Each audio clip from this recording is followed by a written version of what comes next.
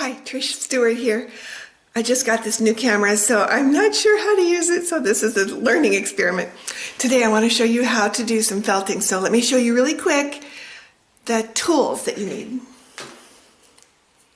A felting pen. I like a felting pen because it only has 3 little needles in it that are barbed, and they shove the felting material down into your background fabric if you need to pull it out because you've only used 3 needles instead of 5 or 6 or however many. It's a lot easier to pull it out if you mess up. So, felting pen. I am using silk hanky that's hand dyed, but you can use wool too, wool roving or Tussah silk. And those are just fibers that haven't been woven or anything else, and so they're just loose fibers. Here's some that's I've been using, and you can see it's just like long little threads all mushed up together. You need a background, and I am using a piece, a baby fat, and it is wool. It's hand dyed, it's overdyed, and it's felted, so it's nice and thick, and it doesn't shred, and it doesn't have any little weird fibers that pop up into your nose and make you sick. Not that that ever happens to me. Okay, there's 2 bases you can use. One is my favorite, which is a brush. And I like it because it lasts and lasts and lasts, and I can use it over and over and over, and it's no big deal. You do get some fibers down inside it, but you can easily clean that out. Or you can use, you can see here that this has been used many times. It's a felting foam block. The problem with this is you can use it for a while, so if you're just kind of starting out and you're not really sure if you like this, it's a good one to do because it doesn't cost as much, and you can use, of course, any side of it. But like I said, the brush lasts longer. If you think you're really going to like this, then just do the brush.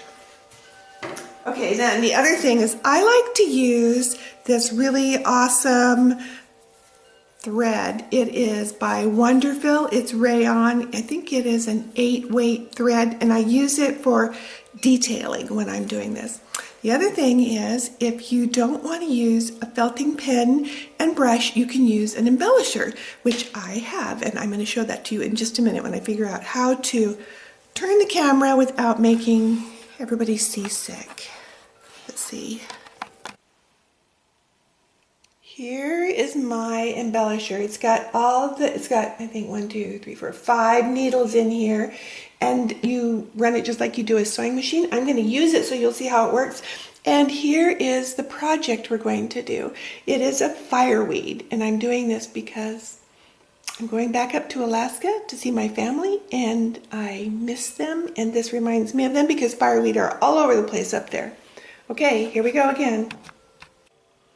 Okay, I've got my piece started, and I'm going to show you how I did it. First, I pulled a piece of the Tussah silk off of here, and you do that just by literally pulling it off.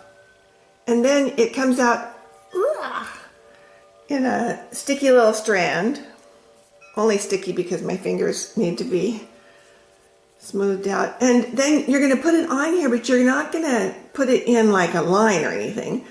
That's unless you want to do an embossed look. But in my case, I just want to add some petals, and petals are very gossamer, so I'm going to do this by just tacking it down at first. You can see, I'm going to show you really quick. When you use this, see how it makes the needles go up and down? That's the same motion you're going to do with your hands if you do this by hand. You just go up and down, up and down. You want to make sure that you don't twist it and you don't go at angles like this, because if you do, it'll break your needles. Okay, so I'm going to just put it under here, and I want to take a couple little stitches so that what it does, and I'll show you on the back, it pushes the fibers through to the back. See all those little things? And that anchors it in here. And in my case, I don't want to anchor all the way around because I kind of like that look like it is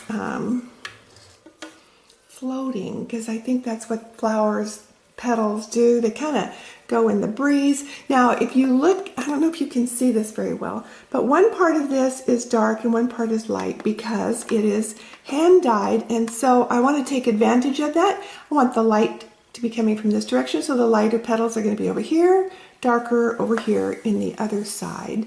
And here we go.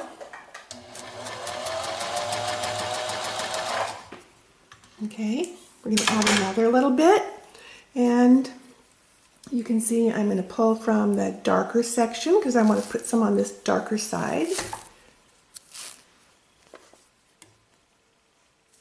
And mush it up, stick it over here.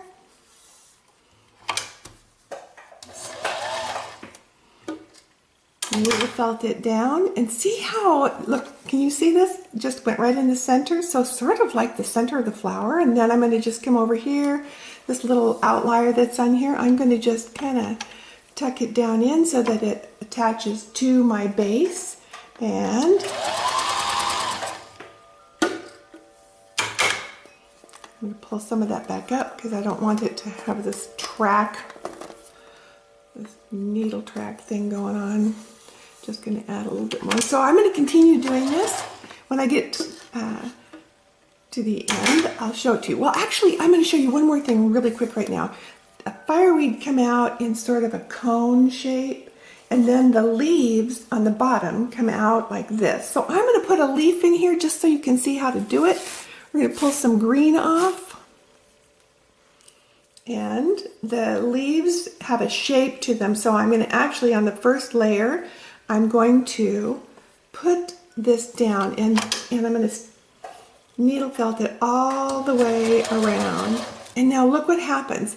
It pulls the fibers into the fabric so that even though you're putting it out and they're kind of sticking out, by the time you're done needle felting this, it's grabbed those fibers off the edge and it pulls them right into wherever you're needle felting. So you don't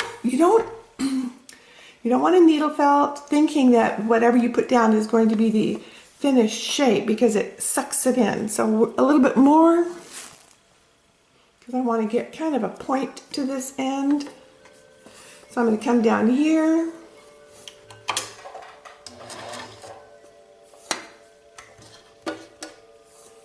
That's the only thing I don't care for about this. I'm so used to my needle stopping in the up position.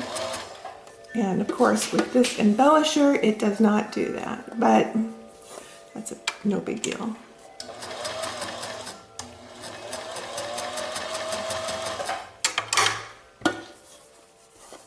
Can you see? Okay, one more little bit, because I don't especially want the whole thing to be see-through. I'm going to just add a little bit more in here.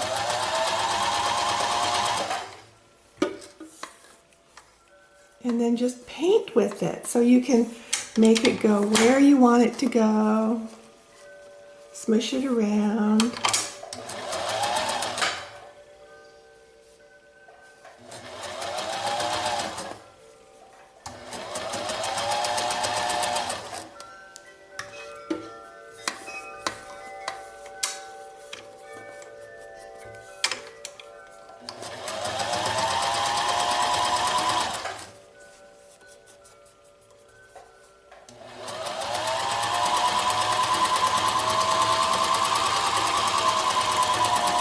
So you can see now, this one is not needle felted all the way down. Good, you're done. I'll show you the finished product. Well, actually, I'll just show you this one again, because this is what the finished product is going to resemble. You can see some of this I left lofty, some of this I left down, some of it I added some little bit of over it, you know, to stick up. And if you don't like the needle left in here looking like that, you can just rub it. Some people come from the behind and they needle felt again, and it pushes them back forward to lock it in. I don't really care about that because I'm leaving mine loose anyway.